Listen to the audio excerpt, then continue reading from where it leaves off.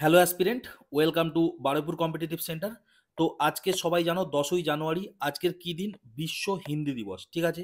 তো এই উপলক্ষে আমি বেশ কিছু টপিক আজকের এনেছি। হিন্দি দিবস কি, কবে থেকে শুরু হয়েছে, তাই না? বিশ্ব হিন্দি দিবস আর ন্যাশনাল হিন্দি দিবসের মধ্যে পার্থক্য কি? হিন্দি কি আদৌ আমাদের রাষ্ট্রীয় ভাষা কিনা? সংবিধান এই সমস্ত বিষয় নিয়ে কি বলছে? ভাষা আন্দোলন নিয়ে আমরা একটু জানবো। আর বর্তমানে তোমরা সবাই জানো বাংলা পক্ষ যারা হিন্দির বিরুদ্ধে কথা বলে, তাই না? তাদের যে লিডার গর্গ চট্টোপাধ্যায়, তো তাদের মতামত কি এই সমস্ত বিষয় নিয়ে আজকের আলোচনা করব। আর শুরুতেই আমি একটু ক্ষমা প্রার্থী, তার কারণ হচ্ছে তোমরা হয়তো একটা গানের সাউন্ড শুনতে পারবে, ঠিক আছে? তো এখন রাজ্য জুড়ে আর কি খুব মচ্ছব হয়, তোমরা সবাই জানো, প্রাতিষ্ঠানিক রূপ ধারণ করেছে। তো আমি সারাদিন চেষ্টা করে আজকে এখন একটু ঠান্ডা পেয়েছি, তবুও একটা বাজছে। তো তোমরা ওটা একটু মানিয়ে নিও, বুঝতে পারলে? তো যাই হোক, প্রথম হচ্ছে বিশ্ব হিন্দি দিবস, ঠিক আছে, 10ই জানুয়ারি। কেন? দেখো, এখন আমি যদি হিসাব করি বিশ্বের 13টা দেশ মোটামুটি হিন্দি, মানে 13টা দেশে হিন্দি ভাষা চলে, ঠিক আছে? অফিসিয়াল ল্যাঙ্গুয়েজ না হলেও মোটামুটি মানুষজন বুঝতে পারে, ঠিক আছে? এই 1975 সাল ইন্দিরা গান্ধী প্রথম বিশ্ব হিন্দি সম্মেলন করেছিল, বোঝা গেল? কি করার জন্য? হিন্দিকে প্রমোট করার জন্য, ঠিক আছে? নাগপুরে সম্মেলনটা হয়েছিল 1975 সালে। কত তারিখ থেকে শুরু হয়েছিল? 10 তারিখ থেকে 12 তারিখ, ঠিক আছে? 10ই জানুয়ারি থেকে 12ই জানুয়ারি পর্যন্ত শুরু হয়েছে, এই দেখতে পাচ্ছ ইন্দিরা গান্ধী। আর ওই সময় গেস্ট হিসাবে কাকে ডাকা হয়েছিল? মরিশাসের প্রধানমন্ত্রীকে, দেখো, প্রাইম মিনিস্টার অফ মরিশাস, বুঝতে পারলে? উনি ছিল ওখানকার চিফ গেস্ট, বোঝা গেল? মরিশাসেও কিন্তু ওই জন্য হিন্দি ভাষা চলে, ঠিক আছে? মরিশাসে মোটামুটি মানুষজন হিন্দি বলতে পারে, বুঝতে পারলে? যাই হোক, এরপরে কি হচ্ছে? এই ঘটনা বহুদিন হয়ে যায়, 10ই জানুয়ারি থেকে হিন্দি কনফারেন্স প্রথম হয় সব ঠিক আছে। 2006 সালে এটা বুস্ট পায়। কে করছেন? প্রাক্তন প্রধানমন্ত্রী মনমোহন সিং, ঠিক আছে? 10ই জানুয়ারি 2006 সালে প্রথম বিশ্ব হিন্দি দিবস পালন করলো, এটা হিন্দু হয়ে গেছে, বিশ্ব হিন্দি দিবস পালন করেন, বোঝা গেল? তারপর থেকেই কিন্তু প্রত্যেক বছর 10ই জানুয়ারি হিন্দি দিবস পালন করা হয়, বিশ্ব হিন্দি দিবস পালন করা হয়, ঠিক আছে? এটা কিন্তু বিশ্ব হিন্দি দিবস, বোঝা গেল? এইবারে দেখো, বিশ্ব হিন্দি দিবস আর রাষ্ট্রীয় হিন্দি দিবস বা ন্যাশনাল হিন্দি ডে, এর মধ্যে পার্থক্য কি? বিশ্ব হিন্দি দিবস আমি কতই বললাম? 10ই জানুয়ারি। আর ন্যাশনাল হিন্দি দিবস সেটা কত? সেটা হচ্ছে 14ই সেপ্টেম্বর। এই ন্যাশনাল হিন্দি দিবস যেটা, সেটা কিন্তু অনেক আগে থেকেই ঘটে আসছে, তাই না? সংবিধান যখন তৈরি হয় তখন থেকেই একটা কমিটি হয়েছিল সংবিধানের উপরে, দেখো, committee of parliament on official language, ঠিক আছে? ওয়ার্ধার সুপারিশে 14ই সেপ্টেম্বর হিন্দি দিবস পালন করা হয়। সুতরাং এইটা কিন্তু আগে থেকেই পালন করা হতো 14ই সেপ্টেম্বর, ঠিক আছে? পার্লামেন্টের যে মানে মানে ল্যাঙ্গুয়েজ কমিটি ছিল তাদেরই রিকোয়েস্টে, বোঝা গেল? তো তার পরবর্তীকালে বিশ্ব হিন্দি দিবস সারা বিশ্বে এটা প্রমোট করার জন্য, তাই না? এখন তো দেখো প্রধানমন্ত্রী ইউএন এর সভাতে গিয়েও হিন্দিতে কথা বলে আসে, তাই না? যাই হোক, তো এবার সংবিধানের ব্যাপারে চলে আসি। সংবিধানে যে অফিসিয়াল ল্যাঙ্গুয়েজের যে কথাটা বলা আছে, সেটা 17 নম্বর পার্টে আছে, বোঝা গেল? 17 নম্বর পার্ট সংবিধানের, তোমরা যারা পড়াশোনা করো তারা জানো 1 থেকে 22টা পর্যন্ত সংবিধানের পার্ট আছে, তাই না? টোটাল 22টা পার্ট আছে। তার 17 নম্বর পার্টে কি বলা আছে? অফিসিয়াল ল্যাঙ্গুয়েজ নিয়ে বলা আছে, ঠিক আছে? ওখানেই সব কথা বলা আছে। এবং যদি তোমার সংবিধানের আর্টিকেল জানতে চাও, তাহলে 343 থেকে 351 পর্যন্ত আর্টিকেলে এই সমস্ত ঘটনা বলা আছে। সংবিধানে আরেকটা কনসেপ্ট আছে, সেটা কি? সেটা হচ্ছে শিডিউল, তাই না? যেটাকে বাংলায় তফসিলি বলে। আমাদের এখন বর্তমানে 12টা শিডিউল আছে, তার মধ্যে 8 নম্বর শিডিউলে পুরো এই অফিসিয়াল ল্যাঙ্গুয়েজ নিয়ে সব বলা আছে। তো চলো শুরু করা যাক। প্রথমে দেখো, পার্ট 17, তাই না? পার্ট 17 প্রথম যে আর্টিকেল, সেটা দেখো, আমি বলেছিলাম কত থেকে শুরু হবে আর্টিকেল? 343 থেকে, তাই না? আর শেষ হবে কোথায়? 351 গিয়ে, বোঝা গেল? তো প্রথম আর্টিকেল দেখো 343, সেখানে কি বলছে? প্রথমেই এসে বলা হচ্ছে কেন্দ্রের সরকারি ভাষা, বোঝা গেল? কেন্দ্রের সরকারি ভাষা। ইংরাজি তো নর্মালি সরকারি ভাষা হিসাবে চলেই, এবং এখানে কিন্তু হিন্দিটাও করে দেওয়া হলো কেন্দ্রের সরকারি ভাষা। আমি রাষ্ট্রীয় ভাষা বলছি না কিন্তু, ঠিক আছে? আমি কিন্তু রাষ্ট্রীয় ভাষা বলছি না, আমি দেশের রাষ্ট্রীয় ভাষা এইসব নিয়ে কোনো কথা বলছি না, সরকারি ভাষা, বোঝা গেল? তাহলে কেন্দ্রের সরকারি ভাষা কি করা হলো? হিন্দি করা হলো, এবং দেবনাগরী ওয়ার্ডে সেটা লেখা হবে, ঠিক আছে? দেবনাগরী ওয়ার্ডে, বোঝা গেল? এবার দেখো, কেন্দ্রের সরকারি ভাষা যখনই হয়ে গেল, এইবারে মুশকিল হয়ে গেল, হিন্দি তো এখানে করে দিলে মোটামুটি সরকারি ভাষা। এবার রাজ্যগুলোর কি হবে? পার্লামেন্ট চিন্তায় পড়ে গেছে যে রাজ্যগুলোর তো সরকারি ভাষা আর হিন্দি করলে চলবে না, কেননা অন্ধ্রপ্রদেশ আছে, বাংলা আছে, তামিল, তেলেগু সব আছে, তো এদের তো আলাদা আলাদা ভাষা আছে। তো তার জন্য পার্লামেন্ট কি করলো? পার্লামেন্ট বললো যে সরকারি ভাষার জন্য তাহলে কমিটি গঠন করতে হবে, তাই না?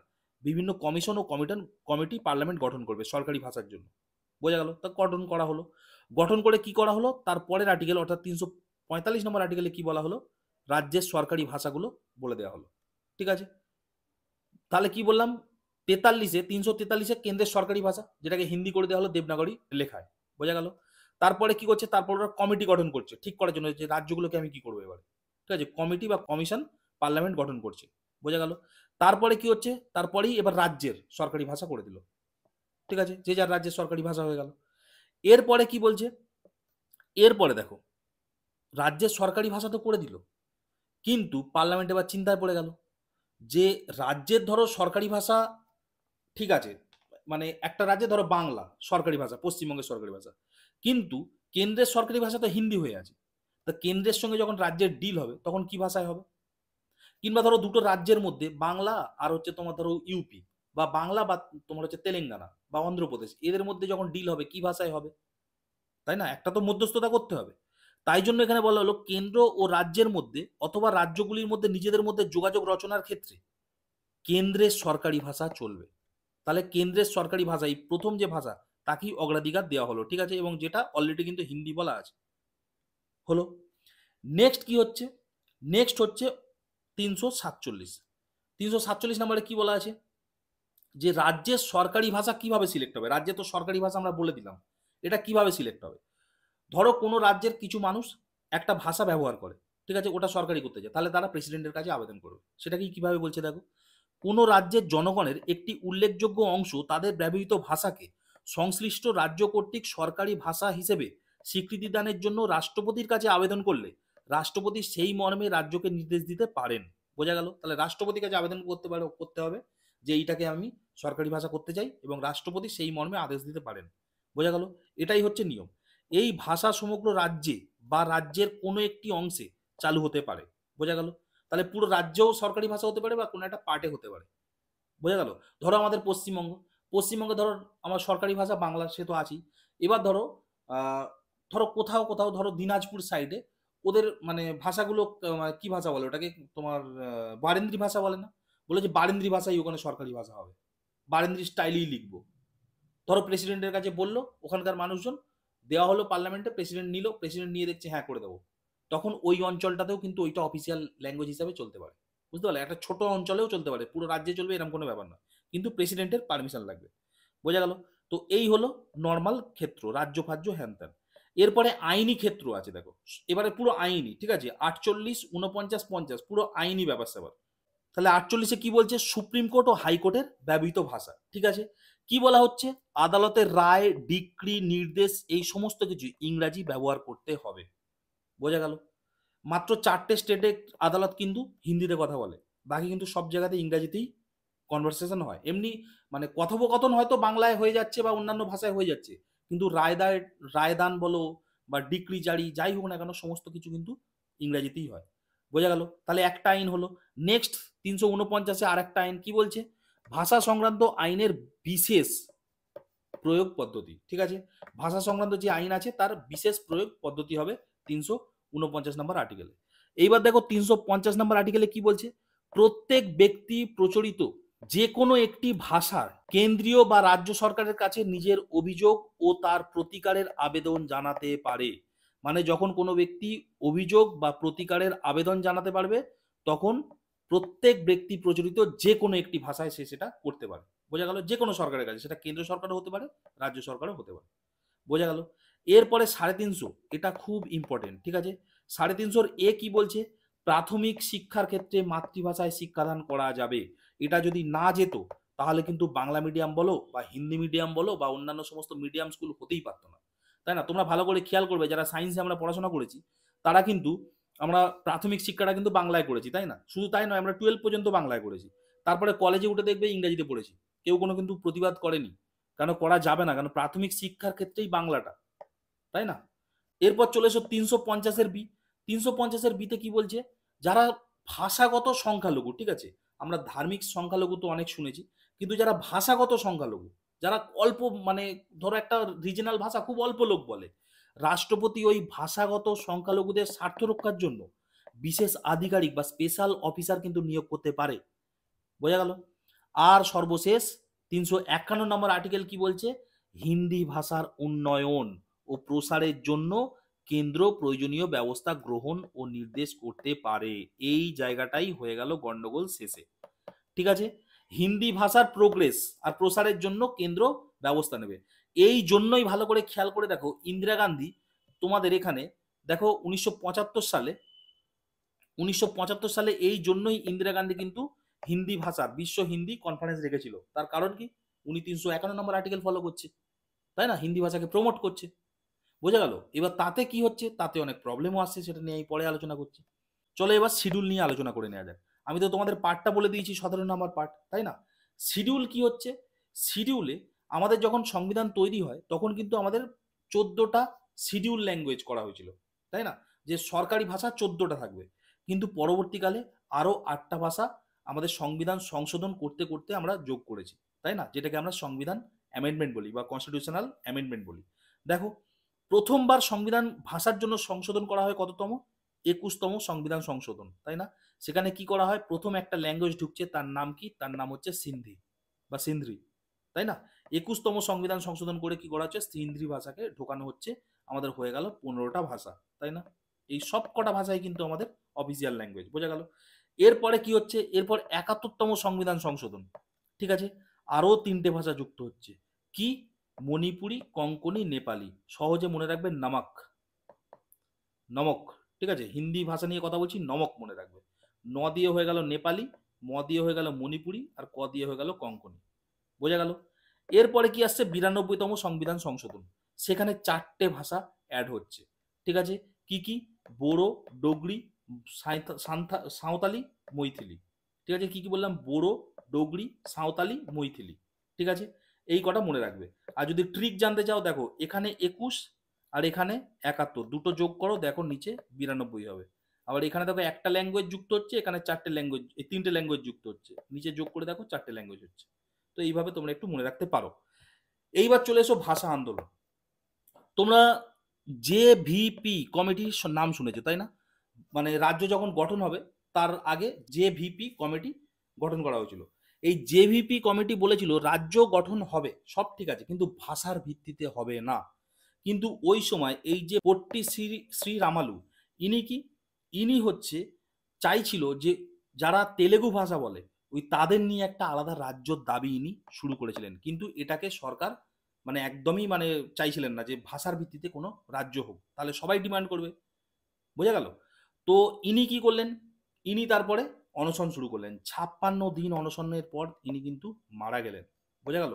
এবার মারা যাওয়ার পরে কিন্তু পুরো দাঙ্গা শুরু হয়ে গেছিল সাউথে, ঠিক আছে? কারণ ইনি ফেমাস মানুষ ছিল। তারপরে কি হচ্ছে? তার পরের দিনই জওহরলাল নেহরু কি করছে? অন্ধ্র রাজ্য মানে গঠনের জন্য উনি কিন্তু মোটামুটি প্রোগ্রেস করতে শুরু করে 1953 সালে। ঠিক আছে? অন্ধ্র বা তেলেগু ভাষা যারা বলে তাদেরকে নিয়ে অন্ধ্র রাজ্য করা হলো। এটা কিন্তু অন্ধ্র রাজ্য, অন্ধ্রপ্রদেশের কথা আমি বলছি না।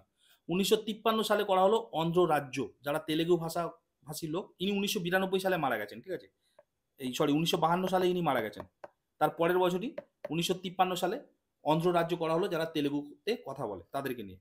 তারপরে আরও ওই তেলেগু থেকে আরও একটু কেটে কুটে কিছু জায়গা কর্ণাটককে ঢুকিয়ে দেওয়া হলো, ঠিক আছে? কিছু জিনিস কর্ণাটককে দিয়ে দেওয়া হলো। শুধুমাত্র তেলেগু নিয়ে যেটা করা হলো 1956 সালে অন্ধ্রপ্রদেশ,